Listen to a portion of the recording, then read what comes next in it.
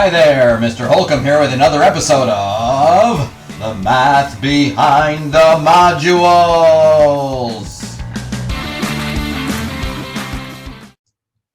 Hello, lesson 24. Prove the Pythagorean theorem using similarity. Classwork exercise 1 through 3. Find the length of the hypotenuse of a right triangle whose lengths have lengths of 50 and 100, and whose legs have lengths of 50 and 100. So whenever I do problems like this, it's always a good idea to draw a diagram, and it doesn't have to be to scale. So obviously this is an isosceles right triangle, and we know for a fact that this is not isosceles because these two sides are not equal and they are considered legs, but not drawn to scale is a common thing in geometry. So there is a right triangle, there's the right angle, and the legs are, one is 50 and the other one is 100. So the diagram can help you, and then there's your hypotenuse across from opposite the right angle. So a squared plus b squared equals c squared. So if I call 100 a, it's 100 squared. And if b is 50, 50 gets squared, and that equals my hypotenuse squared. Okay, 100 squared is 10,000, plus 50 squared is 25 two zeros, 2,500, equals c squared. 10,000 plus 2,500 is 12,500.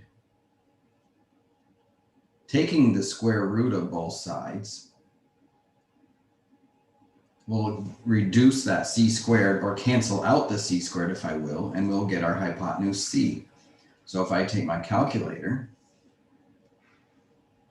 and take the square root of 12,500, I get 111.8.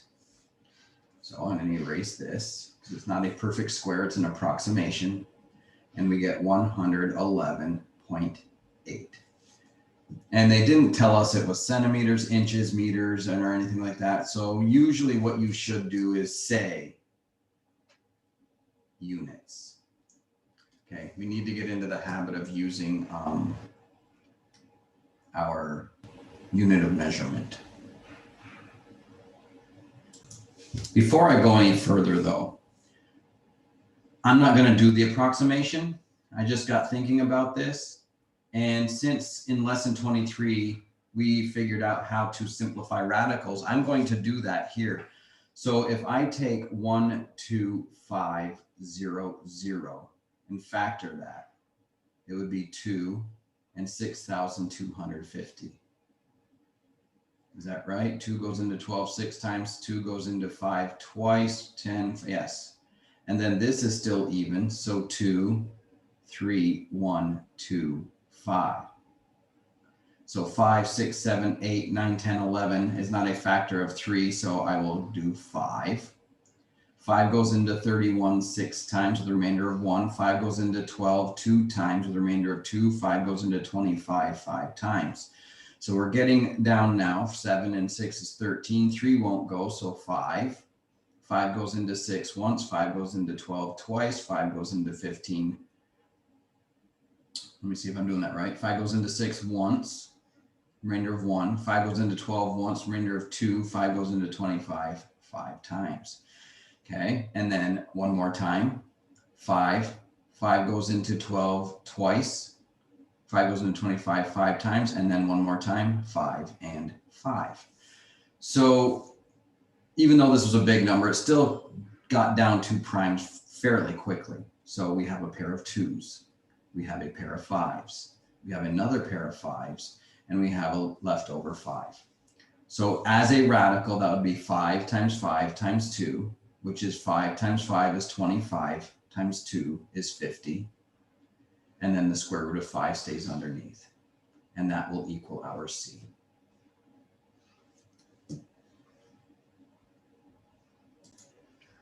Okay, number 2 says, can you think of a simpler method for finding the length of the hypotenuse in exercise 1? Explain.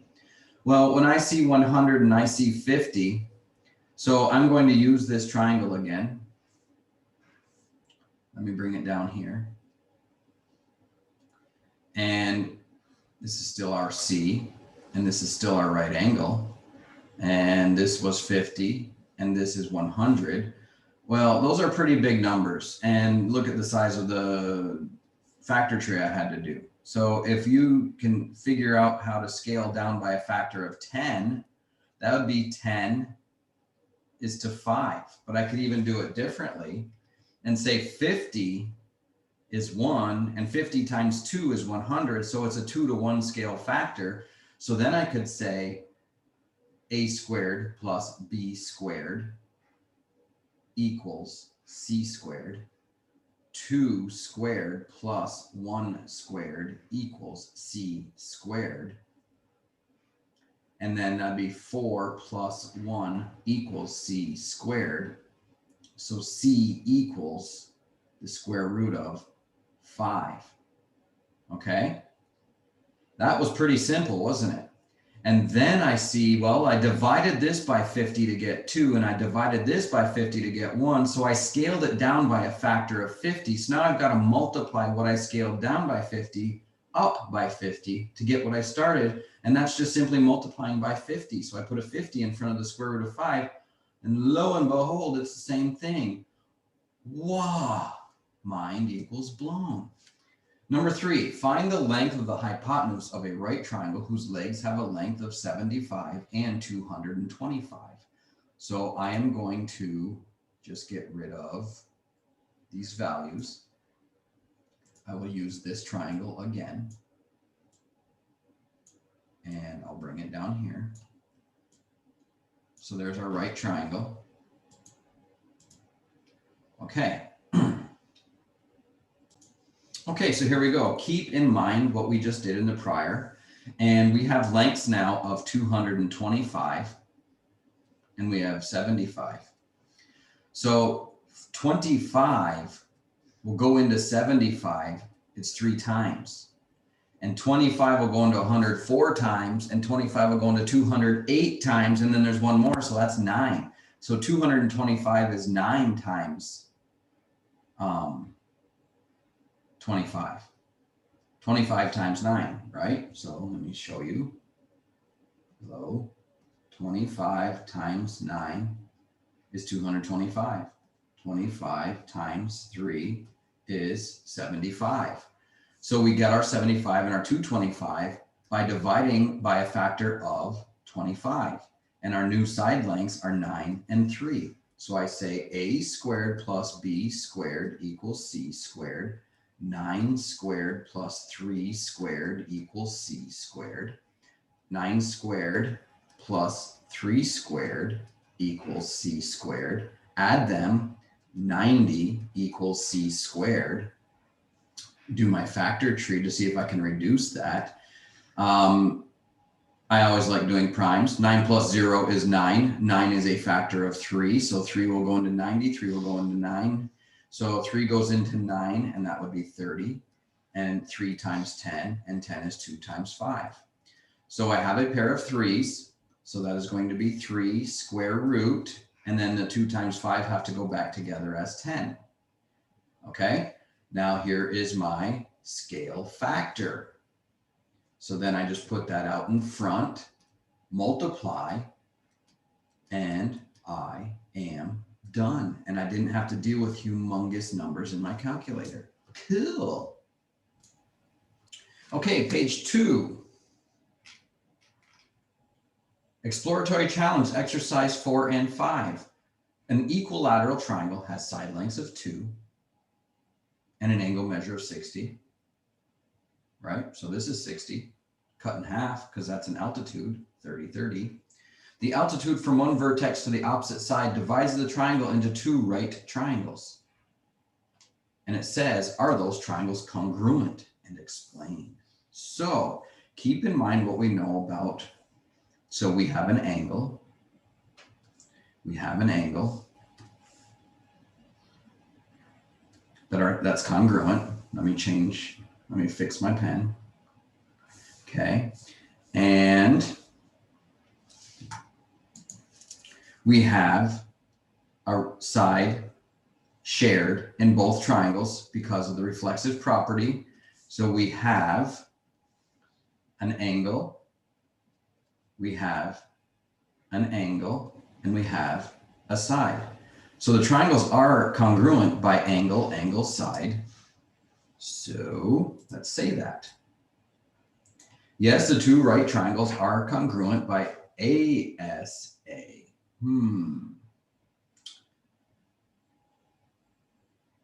That I suppose you could do, because if opposite sides are congruent, then the angles are congruent. The altitude splits this side into two congruent pieces. So here and here. All right. So it says, since the altitude is perpendicular to the base, each of the right triangles has an angle measure of 90 and 60. So there's the two angles. By the triangle sum theorem, the third angle has to measure 30. Then each of the right triangles has a corresponding angle measure of 30 and 60 and the included side length 2. So they're saying that this has to be 30. Let me get my pen. So this explanation is saying that this has to be 30 and 30, and this has to be 30. Okay, because of the triangle sum theorem. And then we have angle, side, angle. So they're not talking about these down here. Okay, so with that explanation, I agree. But with the other explanation that I gave, that is also true. Since the side in the middle's shared, and we have an angle and an angle and a side, and an angle and an angle and a side, it is also angle, angle, side. And it's more direct doing it this way. Okay, so there's not always just one solution in math, and there's an example. So that's angle, side, angle using this and the triangle sum theorem, or reflexive side would make it angle, angle, side. Okay, moving along. What is the length of the shorter leg of each of the right triangles, and explain? So let me get all this out of the way. So what this question is asking is, what is the length of this shorter leg of each right triangle? So they want to know this, and they want to know this, and they're equal. So I'll call them both x. Okay. Well, if this whole thing was 60 degrees, it's an equilateral triangle. We were told that, weren't we? Equilateral triangle, meaning all three sides are the same. So if this is 2 and this is 2 and the whole thing here is 2, then x plus x equals 2, 2x equals 2, and divide both sides by 2 and we get x equals 1. So if this is 1 and this is 1, that means the whole thing is 2, 2, 2, 2. Got it? So here's what they're saying. Since the total length of the base of the equilateral triangle is 2, then the two right triangles formed are congruent. Then the bases of each must be equal in length. Therefore, the length of the base of one right triangle is 1. And there's the algebraic explanation. Okay, so let's move along. C says, use the Pythagorean theorem to determine the length of the altitude. So now this is asking us for the altitude here. And altitudes, I don't want to use y. Let's use h for height. Okay, so in doing that, I have let h represent the length of the altitude. Let me leave that triangle up there so we can see it. So now we are focusing on one of the right triangles. So let me isolate it with color. So we are talking about one of the right triangles. So I'm going to be focusing on this one. So we have a right triangle. And I'll put a 1 there because we know that's 1. I don't need this. I don't need this distraction. So let's get rid of it. Okay, so here's what we're dealing with for part C. So now we have a Pythagorean theorem set up. We know the hypotenuse, so be careful. Always write the formula. And I like to focus on the hypotenuse first so I do not misplace that. A and B can be transferred back and forth. Okay, you can make 1A and 2B, or make 1A or 2A and 1B. It doesn't matter, but C has to be the hypotenuse. So we have 1 squared plus 2 squared equals, I'm sorry, what am I doing? This is A, 1 squared. We don't know B, which is H. So I'll say H squared equals my hypotenuse 2 squared. Okay, 1 squared is 1 plus H squared equals 2 squared. Subtract 1, and I get H squared equals 3. Okay, don't need the diagram anymore, so let me scroll. Take the square root of both sides, and H equals the square root of 3. Okay? And let me see, was there another question? D, yes. So let me erase this now so we can see what this is. All right. And I'll just move my answer up. Now it says write the ratio that represents the shorter leg to the hypotenuse. Okay. So short is to hypotenuse. Okay. Whoops, HYH. Yeah, HYP, but just make it H. Short to H. And, well, no, let me put HYP. Because H is our height, and I don't want you to confuse that. Short side to hypotenuse. 1, 2, 2. There is our ratio. Okay, page 3 brings us to part E, and it says to write a ratio that represents long leg to the hypotenuse. So long leg is right here, and that's H, and this hypotenuse is here. Well, we found out H in the prior page was square root of 3. So long leg H, let me label that square root 3. And this was 1. So ratio that represents the long leg to the hypotenuse would be square root 3 to 2. Now it says write the ratio that represents short leg to long leg. Well, short leg is 1, 2, long leg is square root 3. Part G, by the angle criterion, any triangles with measures of 30, 60, 90 will be similar to the triangle if a 30, 60, 90 triangle has a hypotenuse of length 16. What is the length of the leg?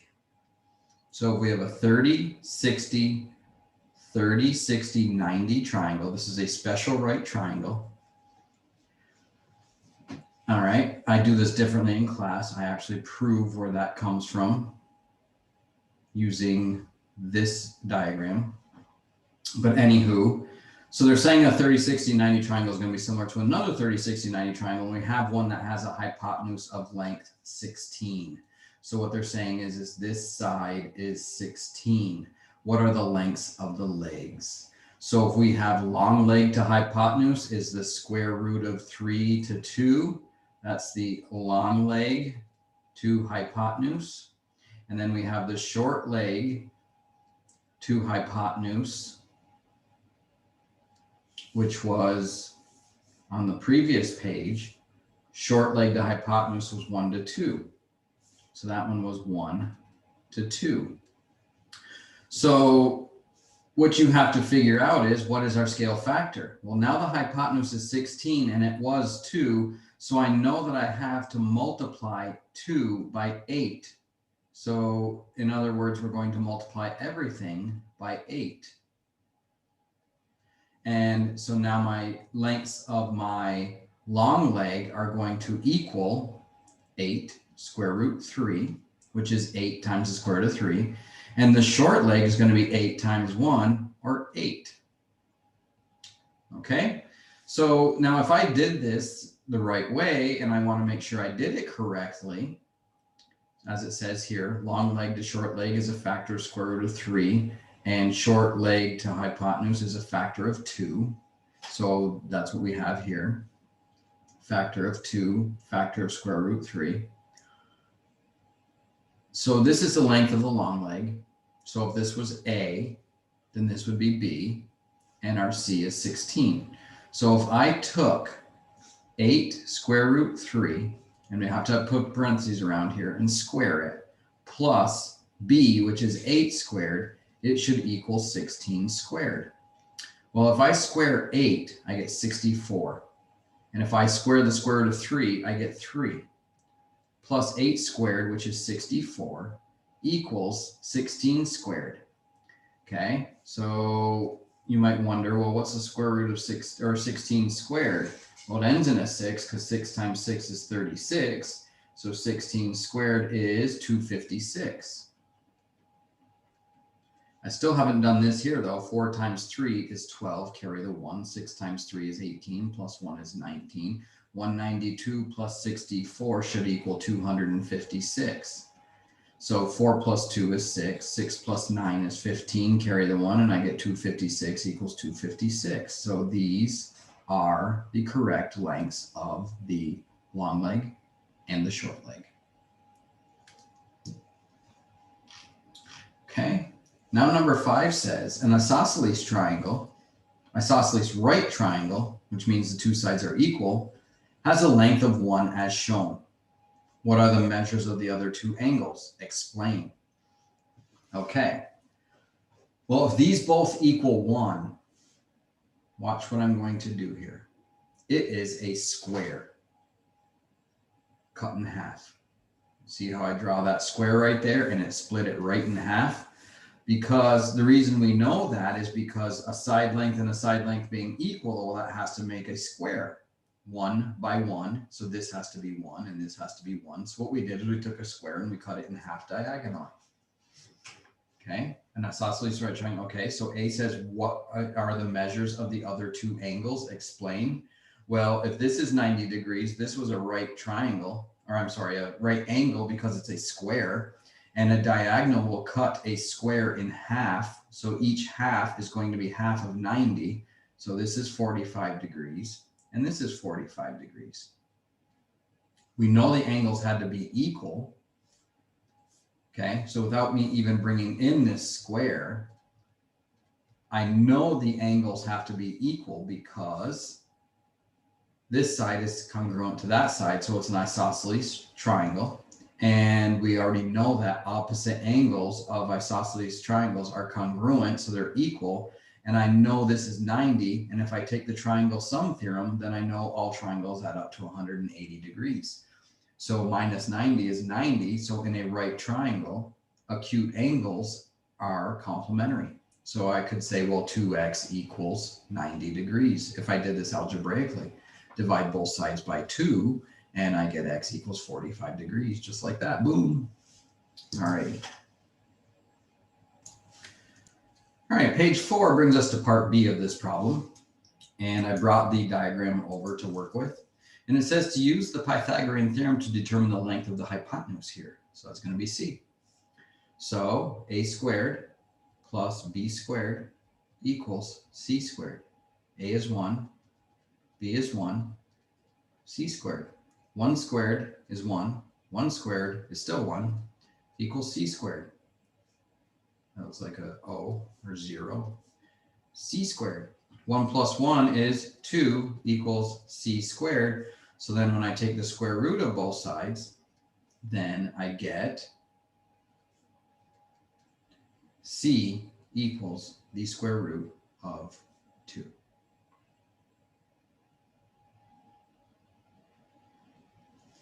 Okay, part C says, is it necessary to write all three ratios, short leg, hypotenuse, long leg, hypotenuse, and short leg, long leg, and explain? The answer is no, it's not necessary to write all three ratios. The reason is that the shorter leg and the longer leg are the same length. Therefore, the ratios shorter leg, hypotenuse, and longer leg, hypotenuse will be the same. Additionally, the shorter leg, longer leg ratio would be 1-to-1, which is not useful since we are given that the right triangle is an isosceles right triangle. So that's not going to help. Okay, and then part D says, write the ratio that represents leg hypotenuse. Okay, well, the ratio that represents leg hypotenuse is just simply leg, they're equal, so it doesn't matter which one you use, is 1. And the hypotenuse is the square root of 2. So the ratio of a leg to the hypotenuse of an isosceles right triangle is 1 to square root 2. E says, by the angle-angle criterion, any triangles with measures of 45, 45, 90 will be similar to this triangle. If a 45, 45, 90 triangle has a hypotenuse of length 20, what are the lengths of their legs? Okay, so I'm going to set this up a little differently, and let me bring this diagram down so we can see it. Okay, so here's the diagram. So what we're going to do, I'm going to do it differently than the last time with instead of doing the ratio as colon, I'm going to use a fraction. If this is A and this is B and this is C, the hypotenuse, let's label that as such. So then I'm going to say we were given the hypotenuse. So leg to hypotenuse, A is to C as, that's equals 1 is to the square root of 2. Okay, so that's our setup, but we were given the hypotenuse, which is our denominator, C. So now we're going to say A is to 20 as 1 is to the square root of 2. And when I cross multiply, I get the square root of 2A equals 20 times 1, which is 20. Divide both sides by the square root of 2 to get A by itself. These cancel, and I get A equals 21 over the square root of 2, but that's not irrational numbers in the denominator, so I want to rationalize the denominator by multiplying the top and bottom by that radical. And that will give me, actually I'll write it over down here, 21 times the square root of 2 is 21 root 2. Where did I get 21? It's 20. 20 times 1 is not 21. My apologies. It's 20. 20 divided by the square root of 2 times the square root of 2 over the square root of 2 will give me 20 square root 2 over square root 2 times the square root of 2 is simply 2. And I can simplify that because 20 divided by 2 is 10 square root 2. Okay, so you're going to hopefully notice that there's a pattern here.